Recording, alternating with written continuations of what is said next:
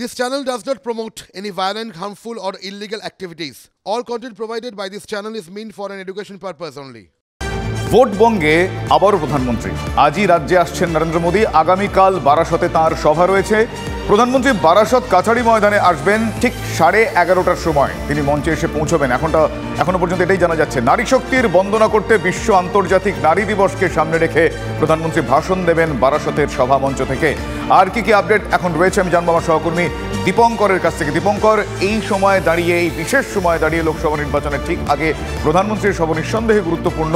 বারাসতের এই সভা মঞ্চ, এই সংক্রান্ত আর কি কি খবর রয়েছে, কি প্রস্তুতি পর্ব, আর কি জানা যাচ্ছে জানো? দফায় দফায় কেন্দ্রীয় টিম, কেন্দ্রীয় প্রতিনিধি দল তারা আসছেন, দেখছেন মাঠের কি পরিস্থিতি। মাঠ তুমি দেখো একদম প্রায় তৈরি হয়ে গেছে। এখনও যে সময়টা রয়েছে দিনভর, তাতে এই দিনভর সময়কালের মধ্যে মাঠ সম্পূর্ণ তৈরি হয়ে যাবে এমনটা মনে করছেন যারা কর্মকর্তা রয়েছেন। কিন্তু পাশাপাশি প্রসঙ্গ কিছুক্ষণের মধ্যে এখানে অগ্নিমিত্র পাল আসবেন, তিনিও দেখভাল করতে আসবেন। এবং একই সঙ্গে গতকাল থেকে আমরা লক্ষ্য করছি বিভিন্ন কেন্দ্রীয় নেতৃত্ব তারা আসছেন, দেখভাল করছেন। কিন্তু প্রসঙ্গ হচ্ছে নারী শক্তির বন্দনা করতে প্রধানমন্ত্রী এখানে যেমন আসবেন, তার সঙ্গে এই জেলা সবথেকে গুরুত্বপূর্ণ জায়গা হচ্ছে সন্দেশখালী। সেই সন্দেশখালী নিয়ে কোনো কথা বলছেন কিনা, সন্দেশখালীর বিষয় উঠে আসছে কিনা, এবং আরেকটা গুরুত্বপূর্ণ পয়েন্ট হচ্ছে সিএএ। এই সিএএ নিয়ে এই জেলারই কেন্দ্রীয় মন্ত্রী শান্তনু ঠাকুর তিনি দিনের পর দিন খুব সংক্ষেপে জানতে যাবো প্রধানমন্ত্রী সেখানে আসার আগে সেখানকার মানুষজনের মধ্যে কি প্রতিক্রিয়া, তারা কি বলছেন? দেখো একদমই আমরা কথা বলেছি, দফায় দফায় মানুষের সঙ্গে কথা বলেছি, তাদের কিন্তু একটাই বক্তব্য যে সিএএ বিষয়ে একটা সম্পূর্ণ পরিষ্কার ধারণা হওয়া দরকার, এবং সিএএ এই সভামঞ্চ থেকেই হয়তো প্রধানমন্ত্রী ঘোষণা করে ফেলতে পারেন, এবং সেই দাবি কিন্তু, সেই প্রত্যাশা কিন্তু এখানকার মানুষের রয়েছে, এমনটাই তারা স্পষ্ট করছেন। বারবার দফায় দফায় কথা বলে আমরা এটা জানতে পেরেছি। একই সঙ্গে ধন্যবাদ দীপঙ্কর, ধন্যবাদ।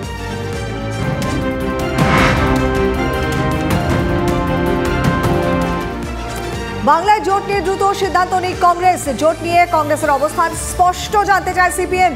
42 আসনেই প্রার্থী দিতে প্রস্তুত সিপিএম। কংগ্রেসকে বার্তা মোহাম্মদ সেলিমের।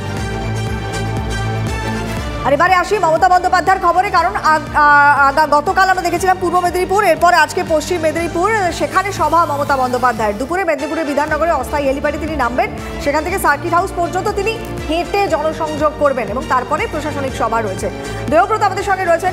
দেবব্রত, আজকে তো সরকারি সভা, প্রশাসনিক বৈঠক, জনসংযোগ সবই হবে, কিন্তু বিষয়টা হচ্ছে গতকালকের পর রাজ্য রাজনীতিতে অনেক কিছু ঘটেছে। তার কি কি বার্তা আজকের সভা থেকে মমতা বন্দ্যোপাধ্যায় দিতে পারেন, কি মনে করা হচ্ছে?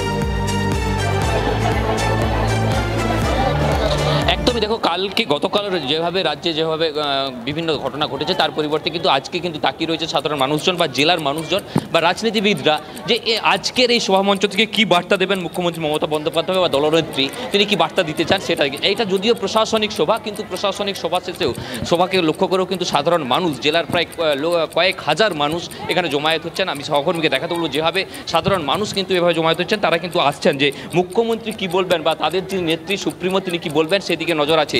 গতকালকে যেমন সাংগঠনিক বৈঠক হয়েছিল, সাংগঠনিক বৈঠকে নেত্রী কিন্তু নির্দিষ্টভাবে বার্তা দিয়েছিলেন যে দলের মধ্যে অন্তঃকলহ বন্ধ করতে হবে, সামনে নির্বাচনকে যাতে কোথাও কোনো ধরনের অন্তঃকলহ প্রভাব না পড়ে সেই দিকে কিন্তু কড়া নির্দেশ দিয়েছেন তিনি। এবং তারপরে আজকে এই প্রশাসনিক সভা থেকে কি বার্তা দিতে চান তিনি সাধারণ মানুষের জন্য লোকসভা নির্বাচনের আগে, সেই দিকে কিন্তু নজর রেখেছে সাধারণ মানুষজন, আর তা শোনার জন্যই কিন্তু আগ্রহে তাকিয়ে রয়েছে জেলার রাজনীতিবিদরাও। ধন্যবাদ দেবব্রত।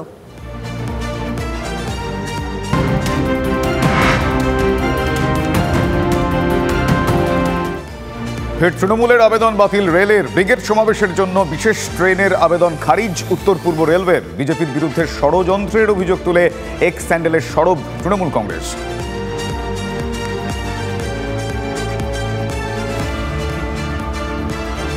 আমার সহকর্মী সুব্রত এই মুহূর্তে রয়েছেন আমার সঙ্গে সরাসরি, তার সঙ্গে কথা বলবো। অন্যদিকে গতবার লোকসভা ভোটেও ছিলেন তিনি, দাপটে ভোট পরিচালনা করেছিলেন তিনি, এবার তিনি জেলবন্দি। বুঝতেই পারছেন কার কথা বলছি। তবে দল যে পাশে আছে বারবার সেই বার্তা দিয়েছেন খোদ মুখ্যমন্ত্রী থেকে শুরু করে বড় ছোট সব নেতাই।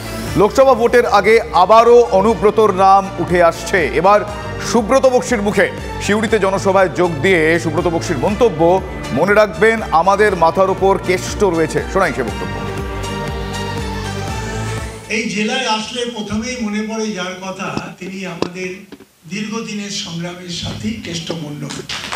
কেষ্ট মণ্ডলকে যারা চিনেছেন, আপনারা বীরভূমের মানুষ, আপনারা চেনেন। সাংগঠনিক শক্তি অফুরন্ত। তার চেয়েও বড় কথা, যারা দেখেছেন চিনেছেন, আমি তাদের থেকে একটু বেশি করে কেষ্টকে চিনি, কারণ ভালোবাসি। তো স্বাভাবিকভাবেই আমি কেষ্টর কথা বলতে গিয়ে আবেগে হারিয়ে না যাই, যার জন্য আমি বলতে চাই যে আমরা এখানে যারা সমবেত হয়েছি, মনে রাখবেন আমাদের মাথার উপর কেষ্ট আছে। আমার সহকর্মী হিমাদ্রি এই মুহূর্তে রয়েছেন আমার সঙ্গে সরাসরি। হিমাদ্রি, এর আগেও আকার ইঙ্গিতে অনেকের মুখেই এই কেষ্ট নাম শোনা গিয়েছে, কোট আনকোট কেষ্ট নাম, কিন্তু এবার স্বয়ং সুব্রত বক্সির কণ্ঠে বর্ষিয়ান এবং গুরুত্বপূর্ণ নেতা তৃণমূল কংগ্রেসের, সেই জায়গায় দাঁড়িয়ে তাহলে কি ভোটের এই মরশুমে কেষ্টবিনে গতি নাই? কি বলবে? হ্যাঁ দেখো, একেবারেই বীরভূম জেলায় তিনি নেই। তিনি না থেকেও কিন্তু বীরভূমের রাজনীতিতে বারবার এই অনুব্রত মণ্ডল বা কেষ্ট মণ্ডল, কারণ কখনো ব্যানার ফেস্টুন, কখনো মমতা বন্দ্যোপাধ্যায়ের গলায়, এবার সরাসরি তৃণমূলের যিনি রাজ্য সভাপতি রয়েছেন তার গলায় কিন্তু এই অনুব্রত মণ্ডলের নাম শোনা যাচ্ছে। গতকাল কিন্তু বলেছেন যে আমরা রয়েছি, সবাই রয়েছে এবং আমাদের সবার মাথার ওপর রয়েছে অনুব্রত মণ্ডল, এবং তার যে নির্দেশ, সেই নির্দেশ মেনেই কিন্তু এই লোকসভা নির্বাচনের ভোট বৈতরণী পার করতে হবে তৃণমূলকে। সেটা কার্যত তিনি কালকে পরিষ্কারভাবে যে দলীয় কর্মী সভা সেখানে বুঝিয়ে দিয়েছেন।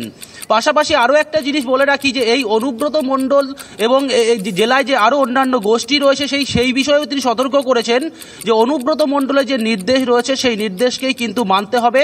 অন্য যে সমস্ত কিছু কাজিয়া এই মুহূর্তে ভুলে যেতে হবে এবং ভোটে ঝাঁপিয়ে পড়তে হবে অনুব্রত মণ্ডলের নির্দেশ মেনে। অর্থাৎ একটা কথা পরিষ্কার যে তিনি তিহারে থাকুক বা অন্য কোথাও থাকুক বা জেলে থাকুক, তিনি যে বীরভূমে রয়েছেন, বীরভূমের রাজনীতিতে রয়েছেন এবং থাকবেন আগামী দিনেও, সেটা কিন্তু কোথাও গিয়ে পরিষ্কার হয়ে যাচ্ছে এই বীরভূম জেলায়। একেবারেই তিনি না থেকেও কত রকম ভাবে রয়েছেন সেটা অনেকাংশেই স্পষ্ট। ধন্যবাদ তোমায়।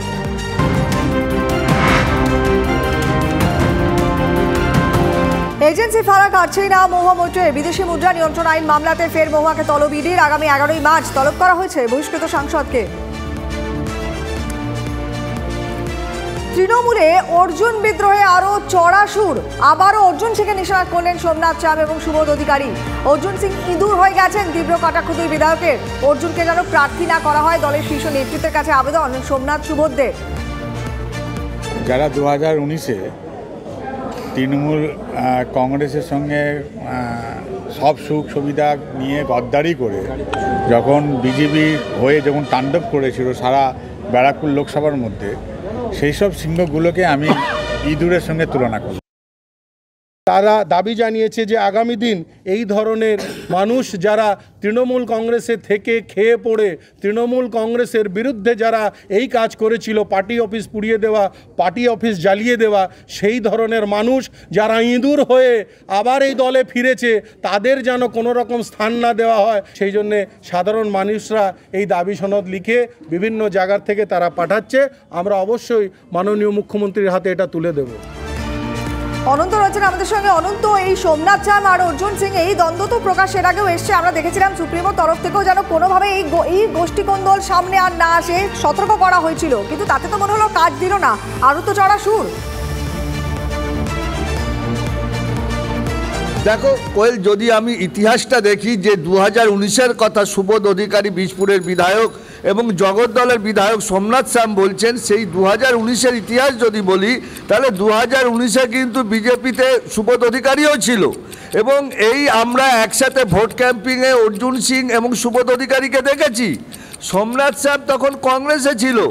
যখন অর্জুন সিং তৃণমূল ছাড়লো তখন সোমনাথ শ্যামের তৃণমূলে যোগদান।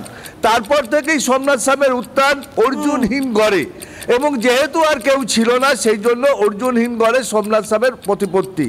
যখন লোকসভা ভোট এগোচ্ছে তখন অর্জুন সিংয়ের যে সাংসদ টিকিট সেটা পাওয়ার সম্ভাবনা ঘোরতর হচ্ছে, ততই কিন্তু এদের মনোবল তত আরও হারিয়ে ফেলছে। আর রাজনৈতিক মহল থেকে যে চর্চা উঠে আসছে তাতে রাজনৈতিক মহল বলছে বিভিন্ন, যেটা হতাশা থেকে এরা বলছে যদি অর্জুন সিং টিকিট পায়, অর্জুন সিং যদি আবার সাংসদ হয়, তাহলে হয়তো এদের যে প্রতিপত্তি, যে দোদণ্ড প্রতাপ, সেটা কিছুটা স্থিমিত হবে। কিন্তু লোকসভা নির্বাচনের আগে এটা দলের জন্য মোটেই খুব একটা ভালো বিজ্ঞাপন নয়। নজর থাকবে, সঙ্গে থাকুন।